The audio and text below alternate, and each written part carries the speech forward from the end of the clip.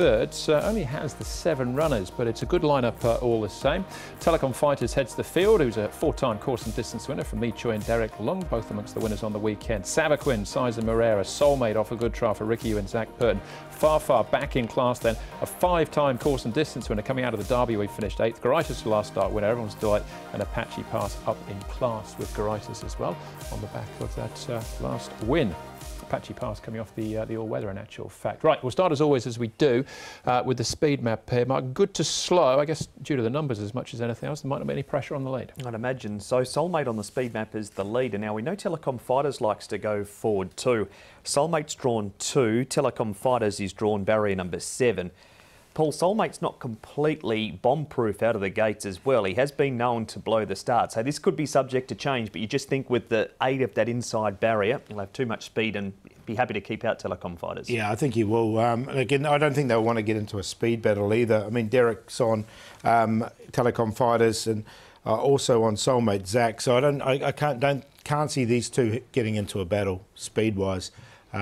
Look, if he really wants to lead Telecom Fighters, I'm sure Zach will let him go. But with Zach on Soulmate, I've got a feeling he'll be able to. I mean, you don't know until the start, but he has bombed the start before. I know what you mean. I think the rest of them's pretty straightforward though. Yeah. After those two. All right, everyone should find their spots outside of the lead 2 there. We'll have a look at a couple of the replays in a moment or so. Let's head out to track work first though and catch up with Joe Moreira, speaking with Nick. Joe, Savaquin is a horse who's been running extremely consistently of late, and he certainly deserves to win another one. He does. He's been in great form. He's been knocking on the door, bumping on decent horses, and I think now could be his turn. He's run second on 4 occasions this season. Obviously, I know you've been on him as well. He's just a model of consistency, and this track seems to suit him very well, doesn't it? I would say Happy Valley is his best track, I would say. And I'm honestly not expecting him to do anything else but perform at his very best. You rode him in a trial recently. If you could just take me through that trial. It looked to be a nice trial, finished 4th. Yeah, we pretty much just gave him some exercise because he's extremely fit. We don't want to have him overdone. He went around traveling nice on the beat, and he definitely crossed the line with plenty left in the tank. So I'm convinced that he's going to bring that to the race.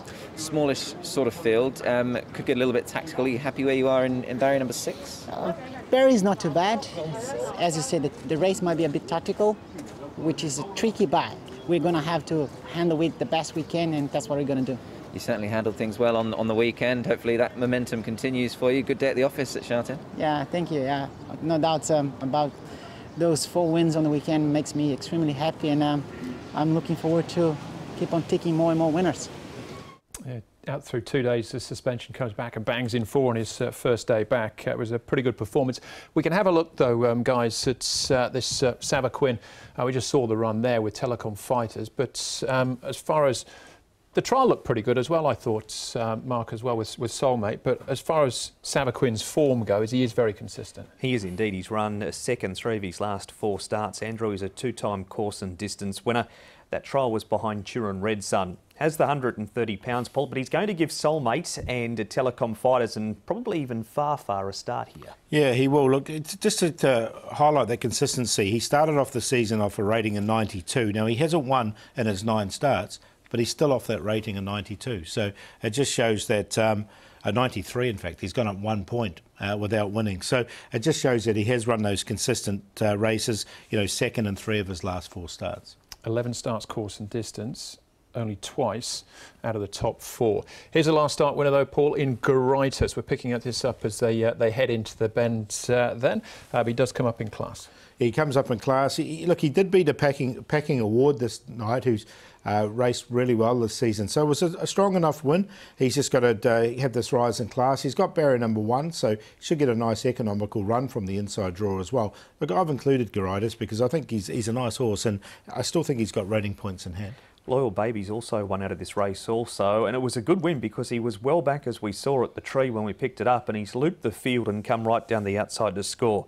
What we don't know is his class, his form in Class 2 because it's his first try in the grade. Good enough to run in the 4-year-old series, just outside the top 4, but granted, that was a very strong win. It was Alfie Chan on his back that night, taking £5 off. Vincent Ho takes over this time round. He does get that inside gate barrier 1, and with the small field, certainly won't have to loop the field like he did there. Still back at the trials here. Not at the trials, we're on the all-weather for Apache Pass. What about him switching to the turf? That's the concern, isn't it? He's been so good on the all-weather, and he tried up really well on the all-weather and finally started to bring that form to race night. So much so he's now won 3 from 5 on the all-weather.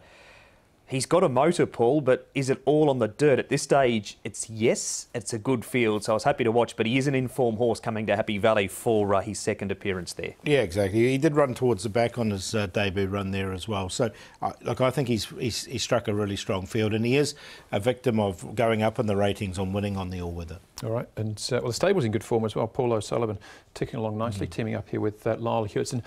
This is a trial, Paul. This is Farfar up at Chungfar. Yeah, look, I really like this horse, Farfar. He's won, 5 times over the course and distance, run second on the other occasion from his 6 starts. We know he loves Happy Valley.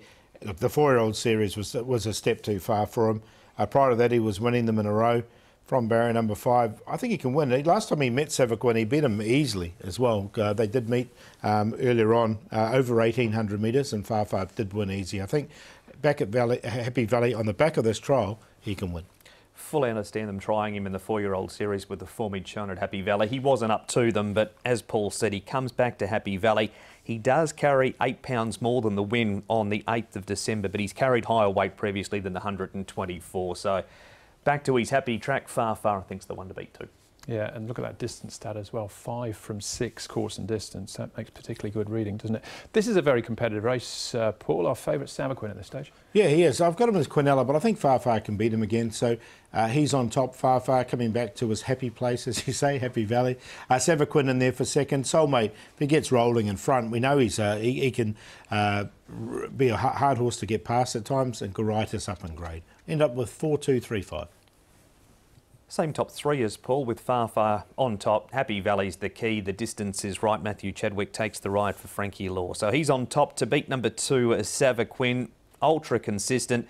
Soulmate, he comes out of the same race that Savaquin did over at Shah 10. The 2 beat home the 3 there. That's the reason they're in that order. But I thought the trial of Soulmate was as good, if not better, than Savaquin since. And Telecom Fighters is a 4-time winner. And if they do walk in front, he's going to be up on the speed. 4-2, 3-1 for the third. 5 and 4, my cue there. I think Goritis still might be a bit more to come with him, but even Everyone's Delight has trialled very well coming into this. So they've all got their chance, I think, here in race number 3. Good lineup here, Class 2 of the 1650.